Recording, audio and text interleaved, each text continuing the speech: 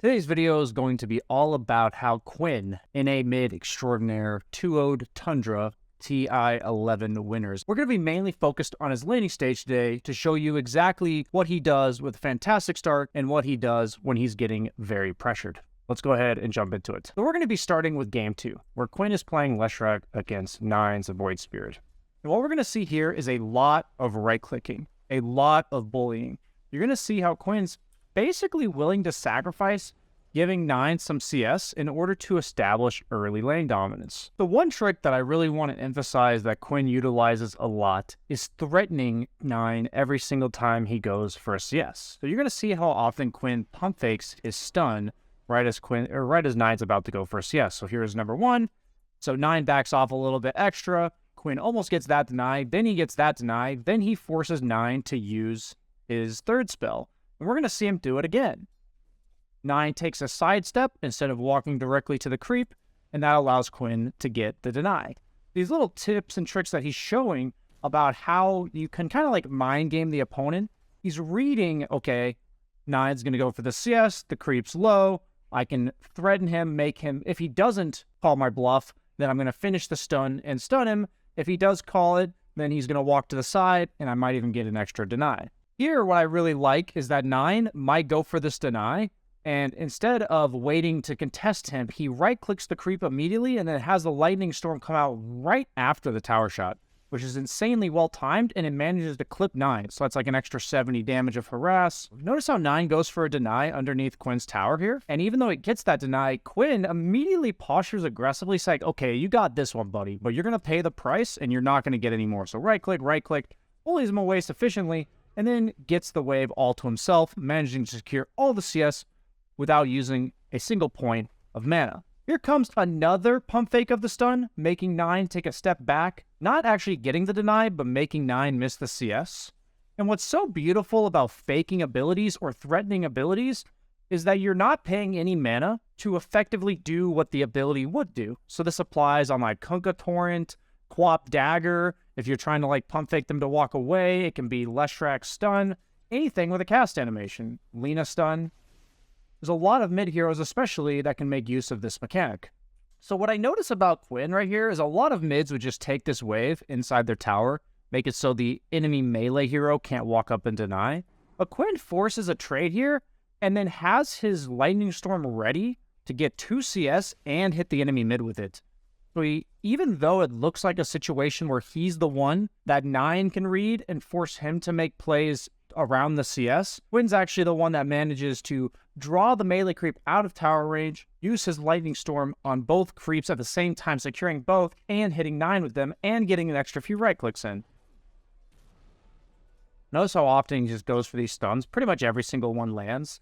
BSJ's tip of the day, land every single stun, pump fake all the ones that aren't going to land, and you'll be a fantastic mid lane player. So I love little examples like this, where Quinn notices that these creeps are in a tough spot for Nine to get to. So a lot of melee heroes, they're going to want to aggro this creep backwards. So notice how Nine's about on the 500 aggro range. But Quinn realizes this, and he's making sure that Nine is not able to walk up to that 500 range without getting right-clicked. So notice Quinn's positioning accordingly, right? So now here, before Nine has the opportunity to aggro again, Quinn starts to right-click this creep down. Because usually what the enemy mid's going to want to do is aggro the creeps away, like you see here, this melee creep running straight towards him, and it's going to make it so he can get the right click before the ranged hero's right click is going to land. But instead, since Quinn's already right-clicked his own creep a couple times, Nine's going to have to use his nuke to get it. Same thing here, posturing aggressively every time he knows Nine wants to aggro defensively. So an ultra 5-head play coming out from Quinn here is that Nine is going to defensively aggro this creep. And Quinn intentionally walks to the low ground such that he loses vision of Nine, and when he loses vision of Nine, this creep will no longer chase him. So notice he walks to the low ground, loses vision, and the creep will not chase. So what I often see from Quinn in his games is around this stage in the lane, he's no longer looking to cast spells in order to secure CS. Because this is the stage of the game where you've used up your first water rune and 2 bottle charges, and it's really a matter of if you have full mana at this stage, you're going to be able to make plays with level 6 when it comes out. And if you're not, you're kind of playing catch up, right? So what I'm seeing so much from Quinn is the early use of spells to establish aggression and control of the lane. And then he only plays off of right clicks for CSing. Notice how between 3 to 4 minutes, he's going to cast virtually no spells, but he's consistently playing aggressively to make it so that 9 does not feel comfortable walking up, and all the CS and all the denies are able to be achieved by simply right-clicking, keeping his resources topped off, in this case going for a raindrop, because he's against a mid with a very easy nuke to like hit him with, approximately 120 damage as well. So that was his first casted spell in the last minute and a half.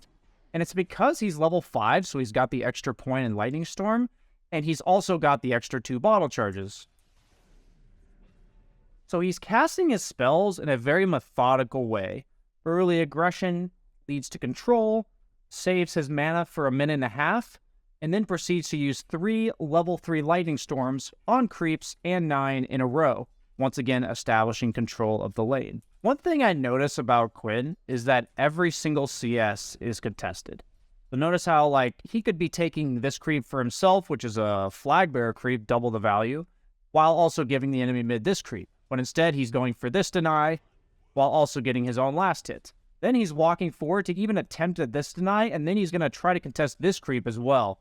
And even though he doesn't get these denies, he's making the opponent have to play virtually perfectly, time everything as best as they can, otherwise they simply won't get the CS. The one key difference between Game 1 and Game 2 is that Quinn's going to have his supports playing around the runes a lot. So we see Io bullying 9 away from getting the bounty rune. He's also got his Tusk assisting in getting one of the other runes. So Quinn's basically guaranteed to get the 6-minute rune.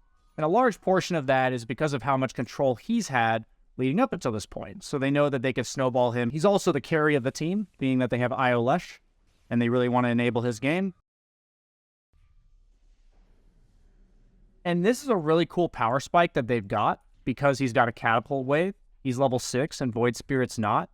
And this is going to be a really cool scenario where he leaves the catapult behind in order to walk with his creep wave, not allowing 9 to get 6, right? So he's setting up for his supports who are wrapping around, being incredibly aggressive. Void Spirit's not level 6 yet. He can't get out. And all of this has led to about a half-level lead for Quinn. Combining that with the Arcane Rune and Void Spirit being sent back to base, and suddenly this mid lane is a complete disaster. So notice how prior to level 5, he went 1-1-3, only using Lightning Storm to harass as the laning stage went later on, because at that point, it's pretty tough to hit Split Earth with the higher level nukes from Void Spirit, and overall, this is just a very reliable spell that will help him bully. But now that he's got level 6, he's more about pressuring with his ulti, and he's going back for maxing Diabolic Edict. And notice how he doesn't stop to go farm his side of the map. He turns this early lead into farming the opponent's side of the map. And what makes this so important to see is that as a mid laner, he is quite capable of being the aggressor carry of the team that his team is enabling and playing around significantly. And this is a rare moment where he's going to choose to farm a camp rather than being aggressive, but he's going to be back in time for the 8-minute rune, ensuring that he maintains control of the mid lane. And every time there's a rune, every time there's a tower defense, he's predicting that someone from Tundra is going to be there, and he's going to punish it because he's strong. Quinn, I consider very methodical because he's playing around objectives, predicting opponents' movements, whether it's a small objective like a creep in the creep wave, reading the enemy mid's movements, or in the case of towers and runes, he's reading supports, reading mids that want to defend the tower, and he's punishing them heavily anytime that he's got a slight advantage. And now you may say, BSJ, he got played around, he got enabled, playing one of his best heroes. What mid laner doesn't thrive in that scenario? And I really want to show Game 1 now as a nice stark contrast where he is not getting the same treatment, but yet he still has the same level of impact that you would hope a mid laner would have. We fast forwarded to a minute and a half, and this time around 9 is playing Zeus. And while we've already seen a couple 5-head plays from Quinn, this is one that just boggles my mind when it comes to matchup reading. So he is aware that this creep and this creep are not within bounce range of each other for Zeus's Q. And he's also aware that right now he is the only thing that creates the chain, lightning, from going to one creep to the other. So he's going to ensure, based on these 3 creeps attacking this one, and him attacking this one, that these 2 creeps are going to die at the same time. Then he's going to predict that 9 is going to use his nuke in order to get this last hit, phase shift it, and then prevent 9 from getting the other last hit. So 9, in theory, should get 2 creeps and a harass damage on Quinn with 1 arc lightning, but he forces him to use an arc lightning on the first creep, and then he only gets 1 creep. So that ends up being an 80 mana investment from 9 for what I would call very minimal benefit. So one thing Quinn does every single time is when he has a nuke available and the opponent is threatening to contest this CS, notice how this creep is like 9's posturing in order to deny it. He walks up aggressively when the enemy creep is like half HP, 1/3 HP if it's a melee creep, and says, hey man, if you're going to go for this deny, I'm going to nuke you and the creep at the same time. Notice how aggressive he is, shoving 9 out of lane, and then he doesn't have to use any mana to get that last hit. So in the previous game, he went mana boots and raindrops, both of which are acceleration items on Leshrac because the mana regen and overall just mana sustain from the mana boots, and the raindrops, which are going to allow him to accelerate his farm. But in this game, he's going for stick, right? He's going for a full wand, which says, I plan to stay in lane and I plan to sustain through this lane. So like a very different mentality in regards to what he's trying to do with his early itemization. He even elects to buy an extra set of tangos to ensure that he's able to stick around against the heavy harass from a hero like Zeus. So here comes the big difference between Game 1 and Game 2. In the previous replay we watched, Quinn was getting camped by his supports. In this game, Saksa comes mid and steals his 4-minute rune. And this looks like a situation where a lot of mids would, I don't know, cry, ask for a bottle refill, maybe overplay a bit, maybe they'd go back to base, right? Well, one thing I've noticed about Quinn watching several of his replays is how sticky he is to the lane. He refuses to go back to base unless absolutely necessary. And the back to base time, it's going to cost him TB gold, it's going to cost him maybe a creep or 2 or more if he leaves, and it's also just overall less pressure on the enemy mid since they'll be uncontested for a wave. So rather than pressuring 9 in this case, where he can go for multiple denies like he would in the previous game that we watched, he's just going to back off and block the creeps, setting up for the next wave to be easier to farm for him because it's on his hill rather than on the opponent's hill. So these little things that are giving him better trades because he knows he doesn't have the resources to be aggressive, you can see the immediate shift in mindset coming out from Quinn, adjusting to how much attention he's being given. So he gets a ward down to protect himself from the clockwork ganks. Seems like everything's kind of stabilizing. Clockwork's going to refill the enemy mid's bottle, going to come and kill his ward as well. And even though the other 2 lanes are going very well for Quinn, if you look at the top 2 net worths, on the side lanes it's Doom over the CK, Lina over the Tide, but we're noticing how much he's getting messed with. And yet, even though he's getting messed with this much, he's still only 50 gold behind the Zeus. Really emphasizing that when we look at the CS, that yes, he's not harassing nearly as much, he's not bullying nearly as much, but mechanically he's getting just as many CS as he did the previous game. Getting another rune denied from him.